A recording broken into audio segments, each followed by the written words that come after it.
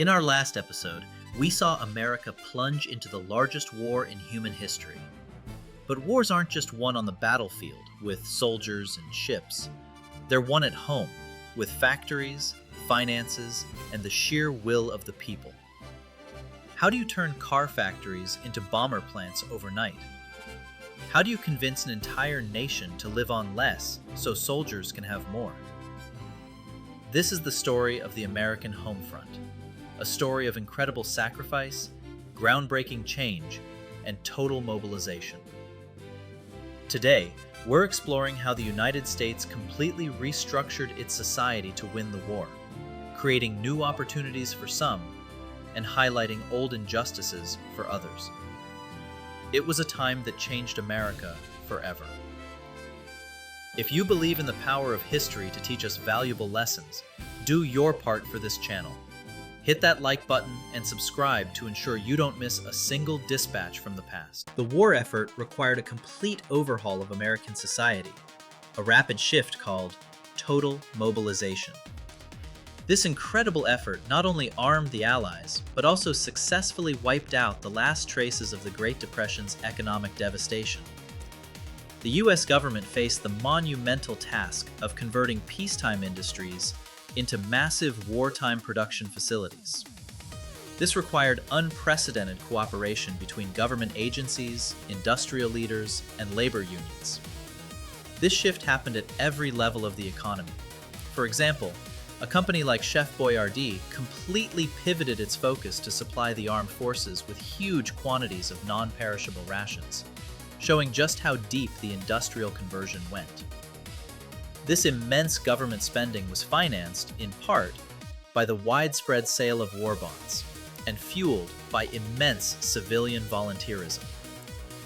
This strategy successfully ended widespread unemployment and drove a powerful economic recovery. To ensure that vital materials were conserved for the military, the government implemented a strict nationwide rationing program. American citizens had to live by the guiding principle: use it up, wear it out, make it do or do without. Citizens received ration books, which included stamps and point systems, to purchase scarce items like meat, sugar, coffee, and butter, all of which were needed to feed American troops and our allies. Gasoline was one of the most tightly rationed goods, not just to save fuel, but also to conserve rubber, which was desperately needed for military vehicle tires. Even fashion was impacted. The War Production Board issued restrictions that eliminated features like vests, cuffs, and double-breasted jackets, just to conserve fabric for uniforms. To offset the rationing of canned goods and conserve tin, families were strongly encouraged to plant victory gardens. As millions of men mobilized for military service, they created a massive labor shortage at home. This vacuum was filled largely by women, powerfully symbolized by the iconic figure of Rosie the Riveter. American women stepped into previously male-dominated industrial jobs, worked in defense plants, and managed all the household affairs, proving they were absolutely essential to the war effort. Beyond the factory floor, nearly 350,000 women served in uniform in auxiliary military branches like the WACS, WAVES, and WASPS. While these roles were typically non-combat, they freed up men for the front lines and set a permanent precedent for women in the military. But while America was fighting for democracy abroad, minorities at home, especially African Americans, still faced systemic racism and segregation. In response, Black leaders spearheaded the WWII campaign, calling for a dual victory over enemies overseas and over racism at home. The immense and immediate demand for labor was a powerful force for social change. Old prejudices against hiring minorities in industry had to be temporarily set aside to meet wartime production goals. This pressure helped lead President Roosevelt to issue Executive Order 8802 in 1941. This landmark order prohibited racial discrimination in the defense industry, creating new and vital economic opportunities for minorities. The moral argument that minorities were fighting and dying for rights they didn't even possess at home was incredibly powerful.